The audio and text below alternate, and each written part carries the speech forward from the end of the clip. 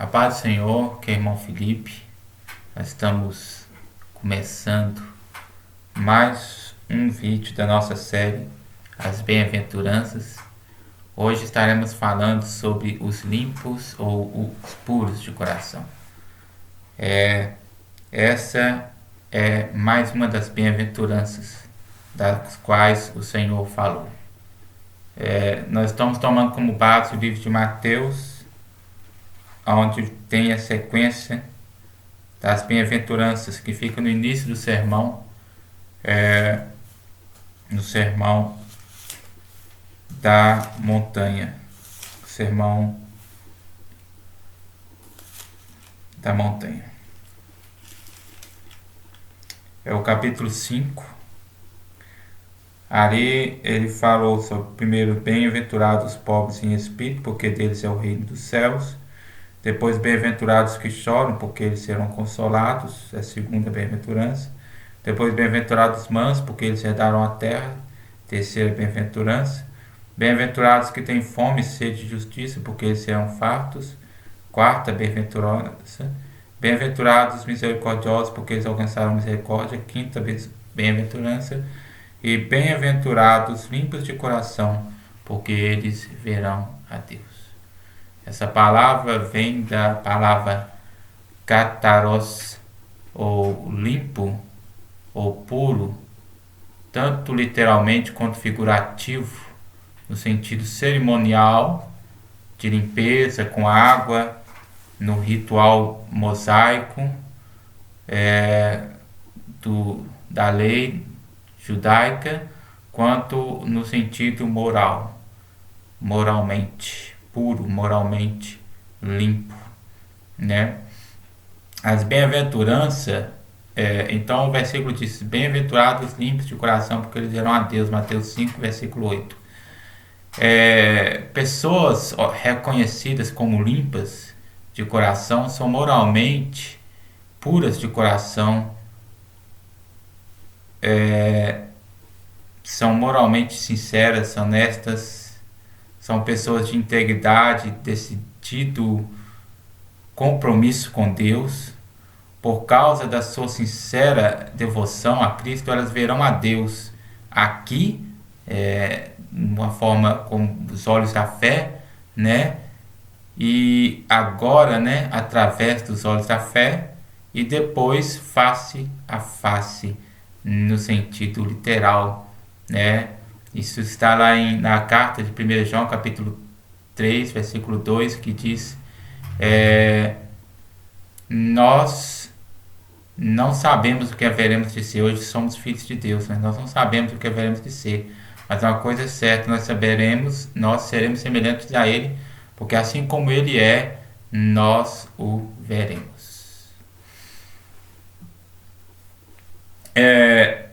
A pureza de coração, ou a pureza moral, é o mesmo que santidade, né? No sentido mais claro da palavra. É aquela santidade que Deus nos exige, sem a qual ninguém verá o Senhor, né?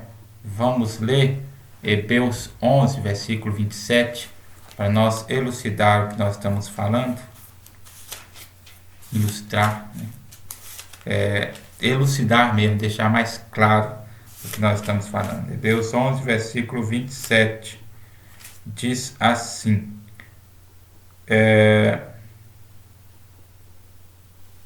não é bem isso não. Aqui fala sobre, Hebreus 11, 27 fala sobre os olhos, sobre a questão de que hoje a gente não vê Deus de forma literal, a gente vê Ele pelos olhos da fé, da mesma forma como os discípulos, todos os heróis da fé, todos os homens que morreram em Cristo, viram Ele pelos olhos da fé, mas nós haveremos de vê-lo como Ele é. É claro, muitos exemplos, há exemplos de homens como o próprio Estevão, há o exemplo dele que viu por uma visão, e há os apóstolos que viram, né? Mas estamos falando aqui de uma realidade que será uma realidade para todos. Pela fé deixou o Egito, não temendo a ira do rei, porque ficou firme como o vento o invisível. Verão a Deus. Pelo fato de Deus ser um espírito, sua essência é invisível. Não obstante, os crentes verão a Deus pelos olhos da fé, e Jesus assegurou aos seus discípulos que vendo vem o Pai, né? Quando Filipe perguntou, Senhor, mostra-nos o Pai, lá em João 14, versículo 9, né? Filipe falou, mostra-nos o Pai que nos basta. E aí Jesus virou para ele e disse-lhe Filipe, versículo 8, João 14, 8. Senhor, mostra-nos o Pai, o que nos basta. Disse-lhe Jesus, estou há tanto tempo convosco e não me tendes conhecido, Filipe. Quem me vê a mim, vê o Pai. E como dizes tu, mostra-nos o Pai? Então nós veremos, é uma promessa, né? A santidade ou a pureza moral, ela tem essa promessa embutida nela, de que somente aquele que é puro de coração, purificado pelo Senhor, será capaz de ver a Deus assim como Ele é. Somente esse será capaz de ver a Deus assim como Ele é. Isso é uma promessa, né? E somente será capaz de ver a Deus, né? É claro, a gente abre aqui um parênteses para falar que muitos verão a Deus, ou todo olho verá a Deus. Mas esse ver aqui envolve comunhão, esse ver aqui envolve intimidade, porque na antiguidade, os profetas, os judeus, tinham aquele temor que quem visse a Deus certamente morreria. Então, esse ver a Deus que todo mundo verá, é um ver a Deus de forma como um juiz, como o Senhor que vem para reinar e julgar e reger as nações com vara de ferro. Mas esse ver a Deus que a palavra de Deus promete àquele que é puro e limpo de coração, aqui no Sermão do Monte, é um ver a Deus de forma diferente, é um ver a Deus na intimidade, é um ver a Deus na forma mais pura e bela, como diz a palavra, na beleza da sua santidade. Glória a Deus, maravilha. Glória a Deus. No estado glorificado, ou seja, todos nós, como diz João, seremos semelhantes a Ele. Então nós estaremos no estado glorificado. Não estaremos diante de um tribunal para sermos condenados.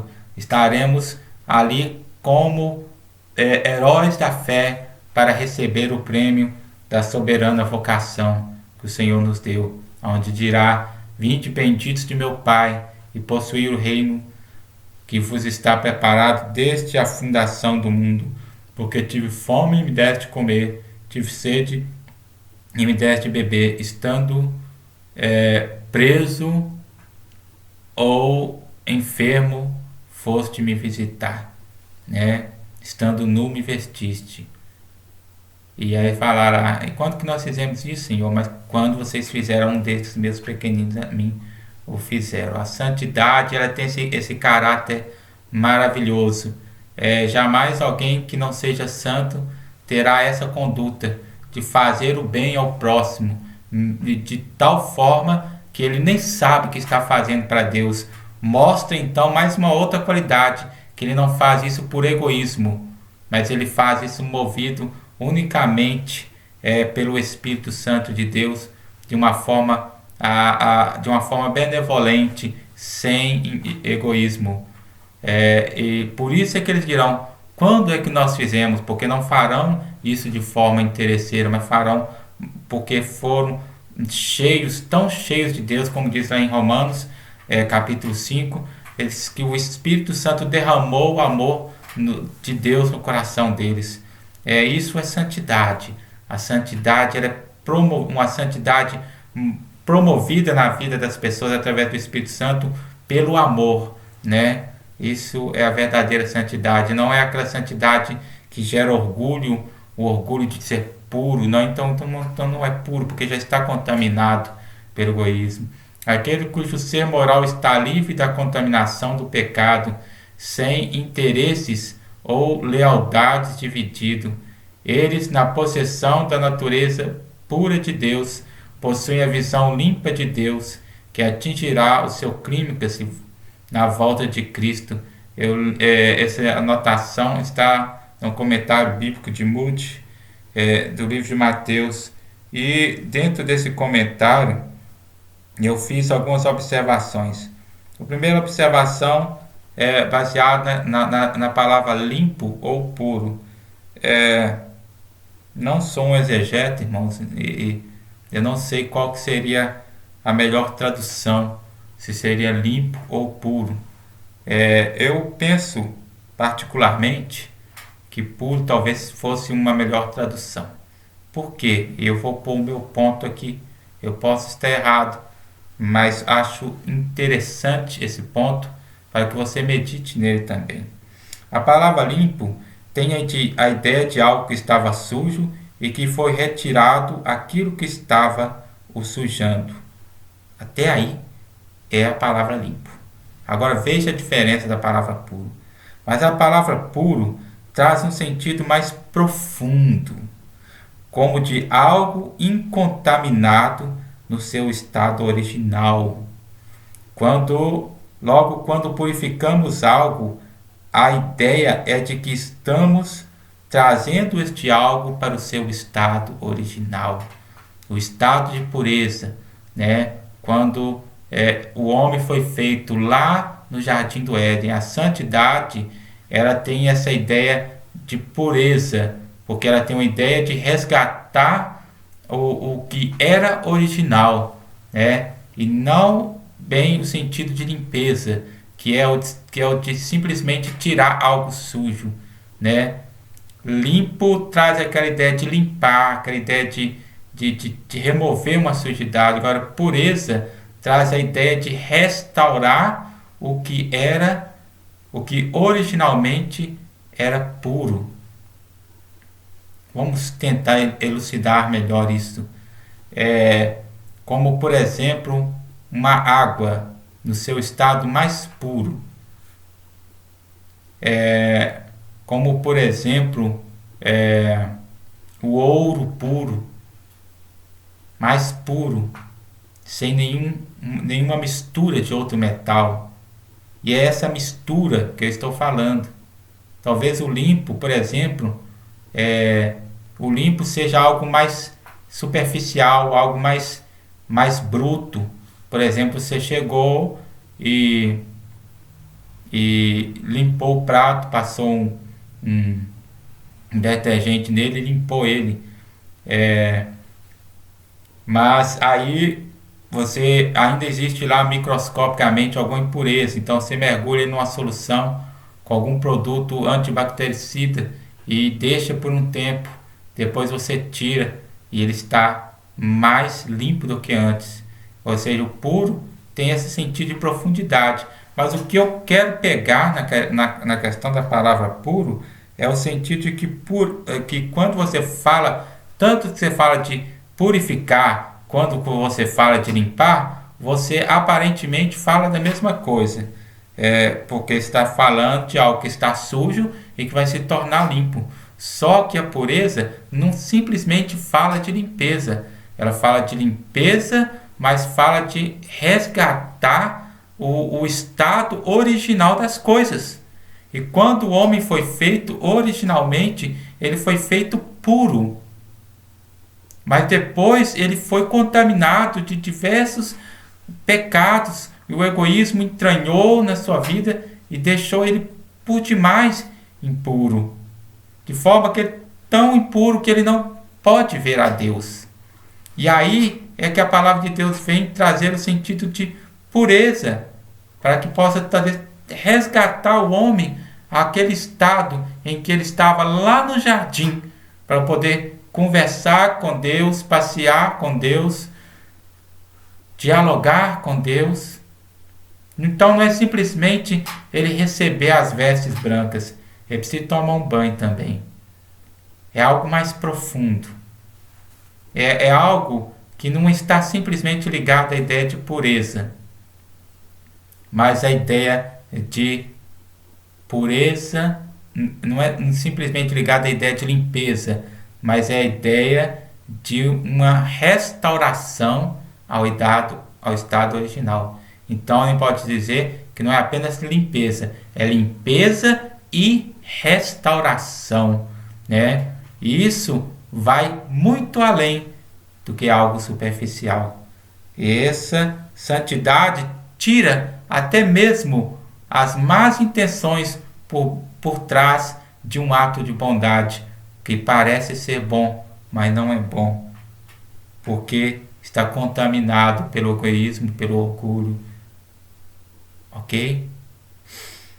Outra observação que eu fiz aqui está na palavra, no que o irmão Moody falou sobre sem interesses ou lealdades divididos. Ele diz que a pessoa puro moralmente é uma pessoa que ela é sem interesse ou lealdade dividida. Então, sobre sem interesse, eu fiz a seguinte observação. Levando em consideração que Jesus está falando da ética e da moral do reino de Deus, esse sermão do monte é um sermão que fala sobre a ética e a moral do reino de Deus, este interesse dividido seria em relação aos interesses do reino de Deus. Seria o caso da pessoa estar tentando, alternando em agradar a si mesmo de forma egoísta e agradar a Deus. Na prática, ele sempre tenderá para si mesmo, para agradar a si mesmo. Ou seja, os seus interesses e os interesses de Deus. Ele está tentando fazer os dois, mas vai chegar uma hora em que mas nesse jogo de fazer os dois, na prática ele mesmo está fazendo só os dele. E aí, para deixar mais claro isso, mais elucidado isso, é uma observação que eu fiz na palavra lealdade, leal para com Jesus e a sua causa. Aqui, dividido um coração egoísta, a pessoa pode tender a ser leal a si mesmo, quando seus interesses entram em conflito com os interesses do reino de Deus. Então, quando o reino de Deus deixar de ter a primazia e o egoísmo e os interesses pessoais passar a ter a primazia, aí essa pessoa vai então preferir os seus interesses pessoais. E é nesse sentido que a pessoa precisa ser moralmente puro. Ele não pode ser os seus interesses e a sua lealdade dividido para com Deus. Ele precisa ser totalmente compromissado com Deus. Isso se chama integridade. É o que Deus via em Jó. Vê lá o meu servo Jó, homem íntegro, puro, homem íntegro, reto, sempre se desviando do mal, Então é isso que eu deixo para a meditação de vocês. Falando sobre pureza moral, ou santidade, ok? Sem a qual ninguém verá o Senhor. Amém? Que fique esse texto para a meditação de vocês. E futuramente, na terça-feira, nós estaremos trazendo a sequência. Nós estávamos trazendo essa sequência na segunda. Mas, como eu estou ministrando a palavra aos domingos sobre a escola dominical, está ficando praticamente um atrás do outro, domingo e segunda. Aí dá um espaço, dando espaço, está publicando esse vídeo. Agora terça-feira e terça-feira que vem a gente estará sequenciando o resto desse estudo nas terça-feiras. Fique com Deus, a paz do Senhor. Dê-nos uma força aí, compartilhe e dê o seu joinha. Amém?